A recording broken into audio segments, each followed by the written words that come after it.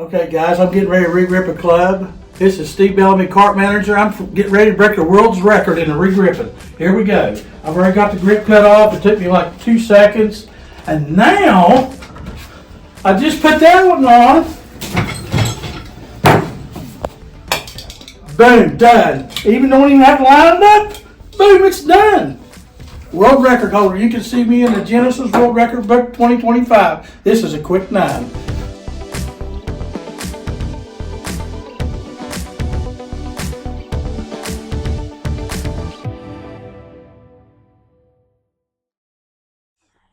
Hello everyone, a quick 9. I'm Isaac Myers, Rick Ellison, and thank you all for joining us. We're standing out here on the freshly painted golf patio. We have the new paint on it, looks great. Just waiting on the new awnings, and we're gonna be ready to roll for the summer. We were watching this morning. We have the men's golf team in match play right now. You want to kind of talk about what's going on right now with the Marshall men's golf team? Yeah, it's been a big week for Marshall golf. The girls started off last week with the girls golf team, and they played in the Sun Belt Conference, and very, very tough field. I mean, some of the schools that Marshall has to play against are located in the South. You know, they have the advantage of playing golf year round, and obviously, as you all know, here we have 3-4 months out of the year that, you know, obviously the grass isn't growing and it's cold outside. So they get to play year round down there. So Marshall did great. The ladies team finished 7th in their conference and just barely missed the top 4.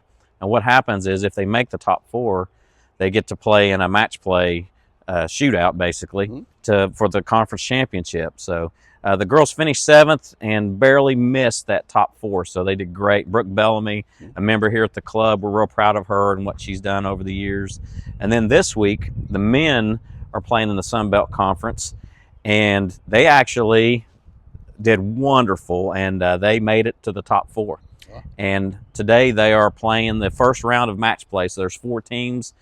Again, they have a chance to potentially win the Sun Belt Conference, but just making it to this Final Four is a big deal for Marshall, and we have 2 of our Guyan members that are actually on the team, and that's Cameron Jarvis, who's also the West Virginia Amateur Champion, and also Clayton Thomas from Ohio, and he's on the team, and we love those guys. We're proud of Matt Grobe and what they've done, and hopefully that they can pull it off today. But again, you can watch that on ESPN Plus as well. So today's Thursday, and which is the first round, and if they make it to the next round, they'll play tomorrow as well.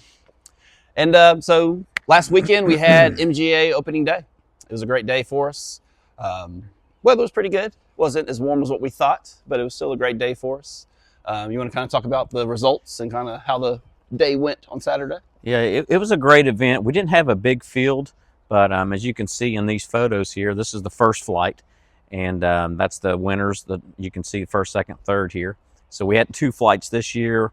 We had a lot of fun. The format's fun. It's a 1-net best ball on par 5s, 2-net best ball on par 4s, and then you have to count 3 balls on the par 3. So it's kind of a tough format, and it's what we do every year, just kind of kick the season off and get us going. And again, we did 2 flights, and I had a good time, had a great lunch afterwards. We had meatball subs at the bottom of the hill, and I think everyone had a great time, and we're looking forward to our next big event, which is coming up just around the corner. How'd the live scoring go? Live scoring, which is new, something that we have on our Pace Technology carts.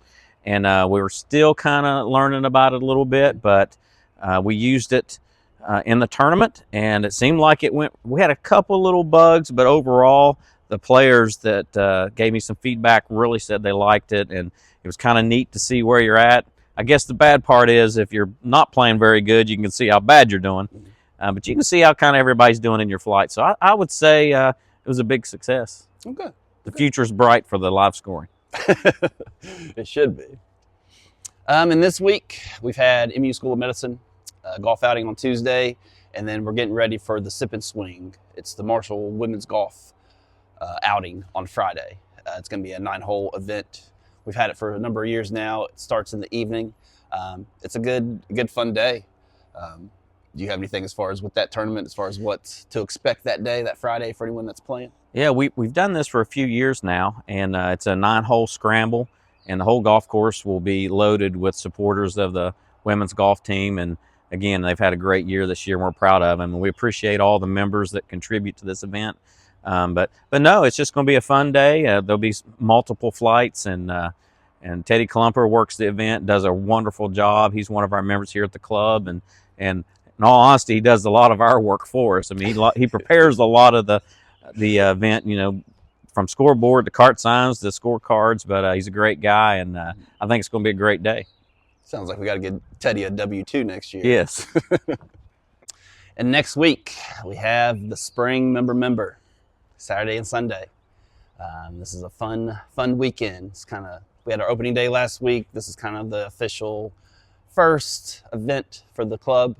You want to kind of talk about as far as signups, what to expect? Yeah, it's our member. We have 2 of them a year, one in the spring and one in the fall.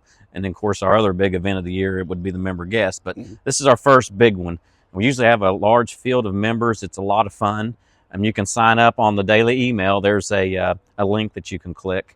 Or you can call a golf shop. We'll be happy to sign you up as well. It's a 2-person team, and you will play within your flight. So let's say we get 48 teams. We will put them in flights of 6, and you'll play each team in your flight one time, head-to-head, for a certain amount of points. So all the flight winners at the end go to this big shootout. It's one of my favorite events that we have here. What we call it is a round-robin format, 2-man best ball. And again, if you've never played, I'd highly encourage you to play. And if you need help finding a partner, and that's sometimes that, you know, a lot of people will say, hey, I don't have a partner, and we can definitely help you to do that. So I highly encourage you to sign up, and that is on the first weekend in May. It's a Saturday and Sunday. So Saturday, they'll play 3 9-hole matches, so it'll be 27 holes. And then Sunday will be 18 holes with the shootout immediately afterwards, after our cookout. So we'll have food for that event as well. And then next Friday, we have one of our first events, clubhouse-wise. It's our fajitas and margaritas. So anyone's not familiar with that event, we basically have a buffet set up. Fajitas, rice and beans, chip salsa queso, various things of that nature, and then unlimited margaritas. So it's a nice event.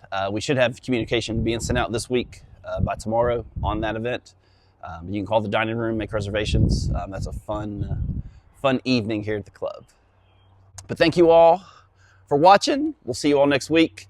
We're going to leave you all with Stu Wiley with the golf tip of the week. Hello, I'm Stuart Wiley. I'm assistant golf professional here at Guyan Golf and Country Club. Today we're going to talk a little bit about centers of contact and the importance to hitting the golf ball in the center of the club face to maximize your distance and help you play better golf. We're going to talk a little bit about to help you improve your centers of contact and optimize your distance playing your golf game. Today we're just going to take 2 tees, and if you have a problem with making contact with the toe of the club, we're going to take a tee. We'll stick it behind the ball at a slight angle that resembles the swing plane, about an inch and a half in. That will serve as a visual aid to let the club come down more down the line and make centered contact.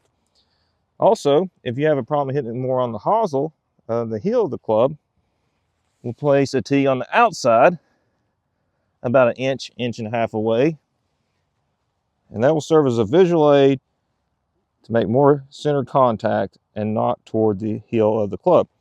After we have those 2, we're going to place the tee back in the ground at an angle, and that will serve as a visual aid for the inside and the outside, allowing you to improve your centers of contact. Hope this tip helps, and we'll see you next time.